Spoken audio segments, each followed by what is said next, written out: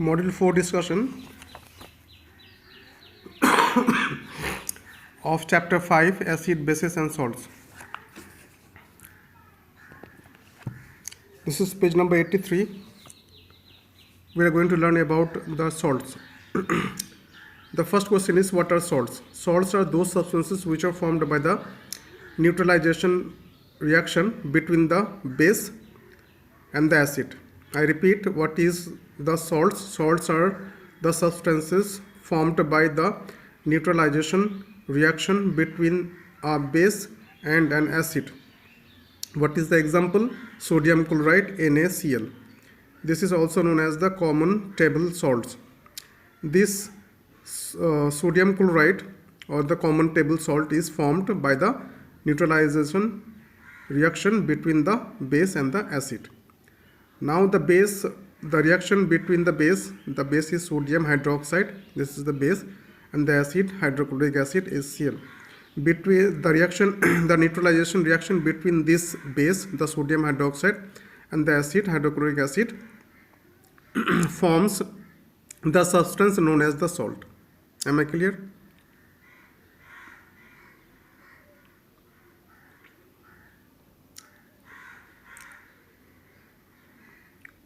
Now this is the table of different reactions of base with the different acids. The first one is the reaction between the base sodium hydroxide and the acid HCl, and that forms the salt sodium chloride. The second reaction is between the sodium hydroxide and the acid sulfuric acid H2SO4. It also forms the salt. The name is sodium sulfate. The another reaction is the sodium hydroxide base and the nitric acid, and it forms the salt sodium nitrate. The another reaction is sodium hydroxide and the carbonic acid H2CO3, and it also forms the salt that is known as the sodium carbonate. Now this is very important to know that how to name the salts. We have to remind here only two things, that in the neutralization reaction between the base and the acid, salts has the result salt, the substance has two parts. The first part comes from the base part, and the second part comes from the acid part. The base part, this is the first name of the salt, and the acidic part, this is the second name of the salt. Let's take this example, sodium chloride. The sodium, the first name, it comes from the base part sodium hydroxide, and the second part chloride, this comes from the second part acidic part hydrochloric acid. This is how the name of the salt is formed, by taking the first part from the base part and the second part from the acidic part. Sodium chloride, for instance, sodium has been taken from the sodium hydroxide part sodium, and the chloride from the acidic part hydrochloric acid chloride. Clear? Chloride from the acidic part. In this way we can easily name the different salts by taking the acid base part first and the acidic part in the second. And always remember that the salts are those substances which are formed by mainly the neutralization reaction between the acid and the base. Now, what are the properties of salts? The first property is that the solubility in water. Most salts are soluble in water.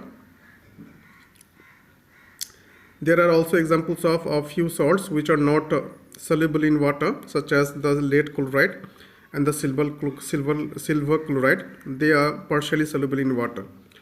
The another feature or property of salt is that salt remain in the form of crystals.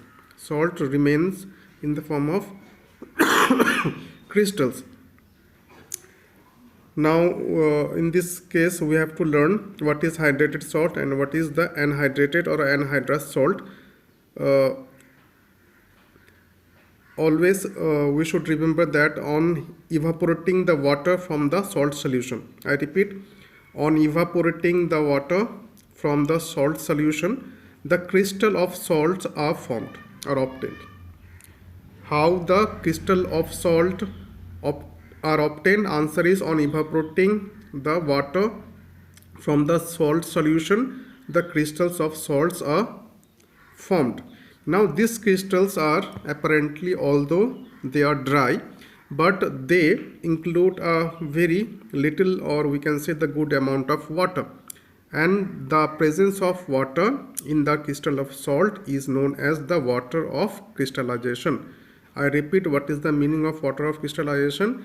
This is the situation of the presence of water in the crystal of salt on the process of evaporation is called the water of crystallization. Water of crystallization means the presence of water molecule on the crystal of salts, and this water of crystallization of the crystals of salt is known as the hydrated salts. Hydrated salts are the water of crystallization.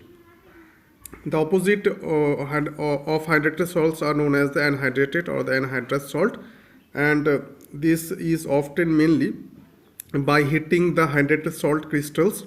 I repeat, the opposite of hydrated salts are the anhydrous or anhydrated salt, and these are obtained by heating, not by evaporating, by heating the hydrated crystal salts. When it is when it is heated, the crystals of salts going to lose or change their colors, and also to lose the water of crystallization, this property known as the hydrated salt, and by forming the powdery salt. I repeat, on heating the hydrated salt crystals, the hydrated salt crystals become or going to lose or change their colors, and also the water of crystallization by forming the powdery salt. Now this powdery salt, without the presence of water, we can term that anhydrous or anhydrated salt. This is the chart of the hydrated salt and the anhydrated or anhydrous salt. Example, copper sulfate. The copper sulfate anhydrated salt or powder is the copper sulfate. Clear? But the hydrated part is the copper sulfate and water. This is the blue in color, this is white in color. These are the few examples.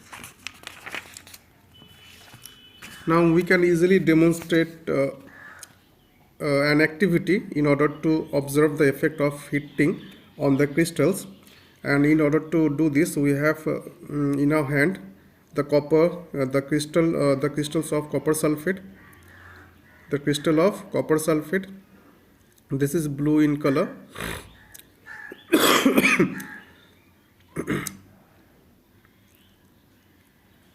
And we should have also the China dish and the Bunsen burner. Now the procedure is, first we have to take the blue colored crystals of copper sulfate in a China disk. Thereafter, on heating the crystals gently in the dish over the flame, the crystals lose water in the form of water vapor, and finally it turns into the white powdery mass. I repeat once again, on heating the blue colored crystals of copper sulfate gently in the China disk over the flame, the blue crystals of the copper sulfate lose water in the form of water vapor and turns into the white powdery mass. And after this, we have to remove the flame or the Bunsen burner, and we should expose the disk with the dry powder of the copper sulfate to air. We have to expose the disc with this white dry powder of the copper sulfate to the air. Now finally we can observe and we can conclude that for the formation of this white powdery copper sulfate after the particles may turn into the original blue crystal colored copper sulfate on by absorbing the moisture from the air.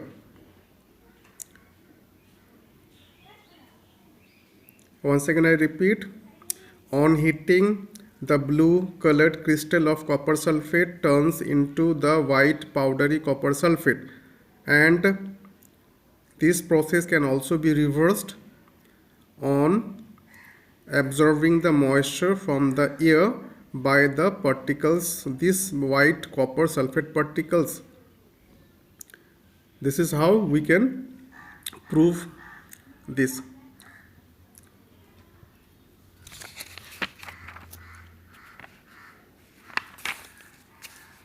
Thanks for watching.